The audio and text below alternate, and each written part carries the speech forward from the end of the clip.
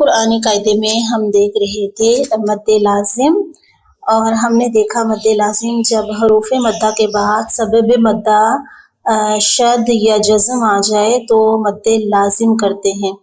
اب حروف مدہ کے بعد اگر شد آ جائے تو اسے مد لازم کلمی مثقل کہتے ہیں، ٹھیک ہے، مثقل۔ اور اگر حروف مدہ کے بعد اگر جزم آ جاتا ہے تو وہاں پہ کیا ہوگا؟ مد لازم کلمی مخفف، ٹھیک ہے، مد لازم کلمی مخفف، یعنی شد اور جزم والے جو حروف ہیں ان کو الگ الگ سے مینشن کیا گیا ہے کہ حروف مدہ کے بعد اگر شد آ جائے تو مد لازم ہی ہوگی، لیکن اس کا نام کیا ہوگا؟ کلمی مثقل، اور اگر جزم آ جائے تو مد لازم کلمی مخفف ہوگا۔ اور اس کی مثال اگر ہم دیکھیں مد لازم کلمی مثقل کی، تو جیسے ہم نے پڑھا دابتن،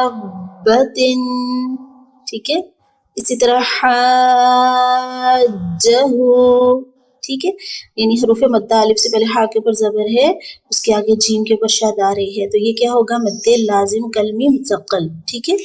اور اسی طرح اگر ہم مثال دیکھیں جزم کی، تو جیسے میں نے بتایا تھا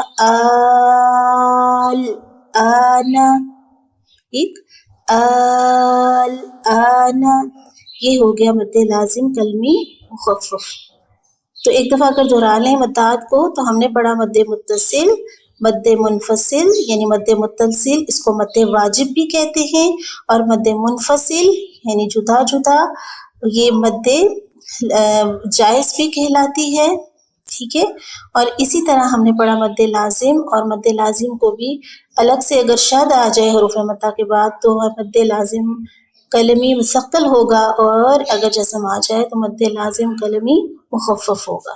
اور ان کو مزید سمجھنے کے لیے قرآن پاک کا جو ڈیلی کا لیسن آپ کو دیا جاتا ہے اس میں سے آپ ان مثالوں کو ڈھونڈیے، تلاش کیجیے، اور اس پہ غور و فکر کیجیے کہ یہاں پہ کون سی والی مد ہوگی، اور پھر اس کے نیچے آپ مینشن کیجیے، لکھ لیجیے کہ یہاں پہ مد واجب ہے، مد جائز ہے، یا مد جو لازم ہے، کون سی والی مد ہو رہی ہے۔ ٹھیک ہو گیا، آج کا لیسن ہمارا یہاں کمپلیٹ ہوتا ہے۔ جزاکم اللہ خیر۔